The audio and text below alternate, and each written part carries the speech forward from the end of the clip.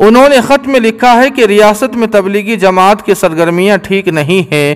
جماعت کے لوگ معصوم بچوں کو گمراہ کرتے ہیں اور تبلیغی جماعت کی تعداد میں ہر روز اضافہ ہو رہا ہے، جس سے ریاست کے امن و امان کو خطرہ ہو سکتا ہے۔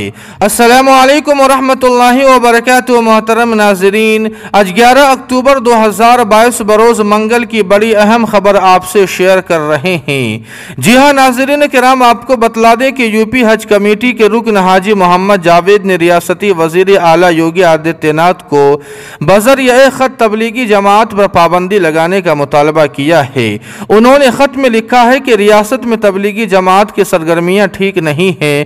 جماعت کے لوگ معصوم بچوں کو گمراہ کرتے ہیں اور تبلیغی جماعت کی تعداد میں ہر روز اضافہ ہو رہا ہے، جس سے ریاست کے امن و امان کو خطرہ ہو سکتا ہے۔ حاجی محمد جاوید کی اس خط کی وجہ سے نہ صرف تبلیغی جماعت کے لوگ بلکہ عام مسلمان بھی ناراض ہے۔ آپ کو بتلا دیں کہ معروف عالم دین مفکر اسلام حضرت مولانا سجاد نعمانی صاحب نے حج کمیٹی کے رکن حاجی محمد جاوید کے ذریعے تبلیغی جماعت کے بارے میں دیے گئے بیان پر سخت ناراضگی کا اظہار کرتے ہوئے کہا ہے کہ تبلیغی جماعت 1926 سے کام کر رہی ہے اور یہ جماعت نہ صرف اتر پردیش میں بلکہ پوری دنیا میں کام کر رہی ہے، یہاں تک کہ اسرائیل کے اندر بھی تبلیغی جماعت کا کام ہو رہا ہے۔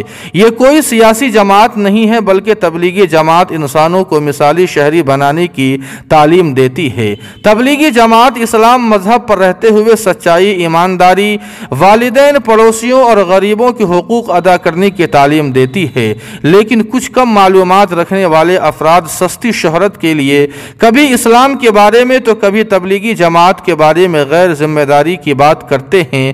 ایسے لوگوں کو اسلام اور تبلیغی جماعت کا مطالعہ کرنے کی ضرورت ہے۔ جی ہاں ناظرین کرام، اس خبر کے متعلق آپ کی کیا رائے ہے؟ کمنٹ کر کے ہمیں ضرور بتائیں۔ ویڈیو کو لائک اور شیئر کر دیں اور قاسمی جی کے کو سبسکرائب کرنا نہ بھولیں۔ والسلام علیکم ورحمۃ اللہ۔